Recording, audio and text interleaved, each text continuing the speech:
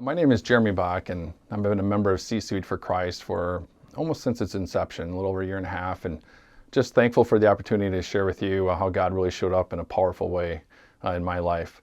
I grew up in Houston, small town, about 900 people, farming community west of Hartford, and went to a small grade school called Bethany Lutheran grade school, and had a lot of great memories there. And one sport that was really particular of interest of mine was basketball. And I didn't come from a family that was big into sports, but I really had some gifts and a lot of interest in the game of basketball. And we had great grade school basketball teams, and I mowed lawns to help so I could go to camp in summer and pay part of my way there. And when it came to my 8th grade year, when school was done, there was a decision that had to be made, and that was which high school to go to.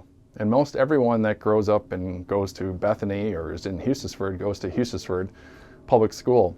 But for me, I got a letter one day in the mail, and it was from a basketball coach at Northwestern Preparatory School in Watertown, Wisconsin, by the name of Paul Bertolis. I remember his letter said, "Hey, I've seen you play basketball and think you'd be a great addition to come over here to our school and be part of our team. But I want you to keep an open mind also to the school's mission, and that's to become a pastor or teacher in our church body." And that really kind of piqued my interest, and I talked with my parents about it. And after talking on the phone, we decided to go and take a tour. And took a tour of the school and liked the school. My parents left the decision up to me rather than saying, "Hey, this is what we think is best for you." And one day I woke up and I decided I'm going to go to Northwestern Preparatory School. No one else was going there. I just felt it was right for me. What I didn't anticipate was kind of the backlash from people in my hometown. It's a very small hometown, it's close-knit, kind of everyone's expected to go there. And for me, it was because of basketball. Not that I was going to be the savior of the basketball team, but we would have had a pretty good team there. But I just felt this was the right decision. And so I started school in the fall, and kind of ironically, when basketball season started, guess who our first game was against? A non-conference game against Houston. And we managed to get through that game and won the game. And Christmas time, I got called up and started playing varsity due to many injuries that were on the varsity team. We didn't have a lot of success that year. Fast forward to my sophomore year, we had a great team, went 19-3, however, too many individuals. Junior year, it all came together. We had a team that was very talented, great attitudes, didn't matter who scored, and we had a perfect season, went 25-0 and won a state championship. Senior year, we're coming together and there was a lot of high expectations, even though we had lost many players. I remember getting an argument with my mom at my grandparents' house because my mom said, "There's no way that you can go undefeated again." And that really irked me. In fact, I wrote a note that said, "Mom said this is not possible. Graham was a witness," because it really, I felt that we could do that. Basketball season started, we won our first 6-7 games, went into the Christmas break. It was kind of shaky, but we were still undefeated. But then everything for me changed one night in February of my senior year. I was at a friend's house for Super Bowl Sunday and in Lannon. And we drove down there at the house watching the Super Bowl. And all of a sudden I didn't feel real well. And so I left the party and decided I got to go home. I'm driving back to Houston and I got sick several times. I had to pull over on the way home. And I remember walking through the front door and my parents said, "Why are you home? What's going on?" And I said, "Well, I don't feel good." And I said, "I'm going to go to bed." And my dad was like, "Wow, you must really not be feeling well." And I walked down the hallway and I laid in bed. And as soon as I lay in bed, something happened. I was paralyzed from my neck down. I couldn't move my hands. I couldn't move my feet. I had no feeling. And so I called for my sister. Her name is Trisha. I had one sister. And she came in the room and she goes, "What's up?" And I said, "I can't move my arms or my legs." And she's like, "Yeah, right." And I said, "I can't. Could you go get Mom?" And I could hear her say, "Now he says he can't move his arms or his legs." My mom came in and she started feeling around my hands. I had no feeling. Felt my feet. I had no feeling there. My temperature was skyrocketing. It was 103, 104, starting to push 105. So they called the rescue squad. The local people came up, couldn't figure it out. The ambulance came from Juneau and took me to Hartford Hospital. My parents followed along behind and they got there and they started running all these tests and they couldn't figure it out. In the meantime, my temperature went up to 106. And the people at Hartford told my parents these words that hopefully no one ever has to hear, and they said, "We're not sure we can save your son. We're going to fly him flight for life to Freiburg." And I don't remember much of this because my temperature was so high, but I was told that I said, "I'm not leaving this hospital until I see Coach Bertolis." I don't remember saying that, but I do remember seeing him. He showed up 1 minute before they loaded me on that helicopter to take me to Freiburg. So imagine, as a parent, you're saying goodbye. You don't know if you're going to see your son again. And my parents were there. They load me in the helicopter. My parents get in their car, driving to Milwaukee with Coach Bertolis. And they said they just prayed the entire way down there. I don't remember much about the helicopter flight other than the nurse Sue talking to me.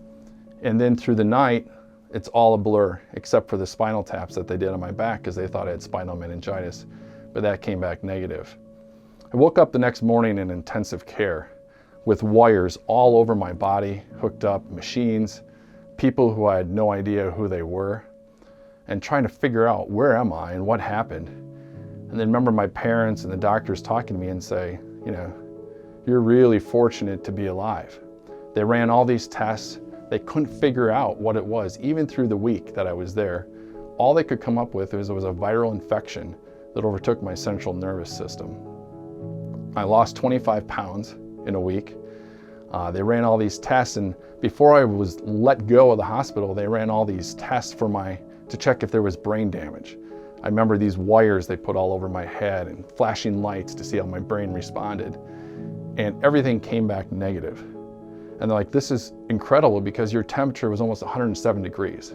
People don't survive this, let alone if they do, they have all kinds of damage, and then you're perfectly healthy. You can go home with some health care." And it was really difficult for me. When I was in the hospital, our basketball team was still winning games. In fact, we were the team of the week. I remember bringing the nurses on and saying, "Hey, that's our team." So I get let go of the hospital. I go home. I have home nurse care for a week. Third week, I get to go back to school. 3.5 weeks after the incident, I stepped back on the basketball court, and I was way underweight. I was tired, and slowly worked my way back into playing basketball again. Our team had continued to win, and eventually worked back in and came to the state tournament, and guess what? We ran that winning streak to 49 straight games, dating back to the previous year, and made the state championship game one more time. Except this time we came up a little bit short. We lost 51-50. It just wasn't meant to be. But I was just thankful to be back on the basketball court. But now decision time again. Similar to choosing a high school 4 years earlier, I had to choose a college. Where was I going to go? And although I wanted to continue to play basketball, and I visited schools for basketball, things just didn't seem right. But then there was someone, and that person again was Coach Paul Bertolis, who said, "What are you going to do, Jeremy?" And I said, "I'm not so sure." And he said, "You need to go into education. You have the gifts and talents to do that." And I said, "Coach, when I visited our teacher training school, which is Martin Luther College in New Ulm, Minnesota as a junior, I said, I'm never going to that dinky school up in this hill in New Ulm, Minnesota. I'm just not going to do that." And he said, "I want you to really keep an open mind. Trust me, you have the gifts and talents." And after everything else didn't seem right, I decided to go to school there. 4 years later, at the end of college, you don't get to choose a job. They assign you to a school. It's kind of like the NFL draft. Your name's read off, and this is where you're going to go, and this is where you're going to serve. And I got assigned back to the school, Northwestern Preparatory School, where I just graduated from 4 years earlier. Spent 2 years there, and now this year, celebrating 25 years in Christian education. And during that time, I've had unique opportunities, been able to start 2 Christian schools from scratch, led the development of a 3rd, served in dynamic churches and organizations, and now I get to serve at Wisconsin Lutheran College as the executive director of the Center for Christian Leadership, helping train the next generation of Christian servant leaders. And so as I tell you this story today, there's 3 things that I really want you to take away from today. First of all, we always need to check our priorities. When I look back as to why did this happen to me in high school, right in the middle when everything was going good, if you had asked me where God was in my life at the time, on a scale of 1 to 10, he wasn't number 1, he wasn't number 2, he was about number 15. Sports was most important to me, my school, my grades, everything. And in an instant, he took all that away from me and took me down. But he also brought me back. And that moment changed my whole perspective on my relationship with him, my relationship with others, and the gifts and talents that I had, maybe how those could be used. Number two, God's always in control. There's no doubt that you're going to face challenges in this life. You may be facing them right now with everything that's going on.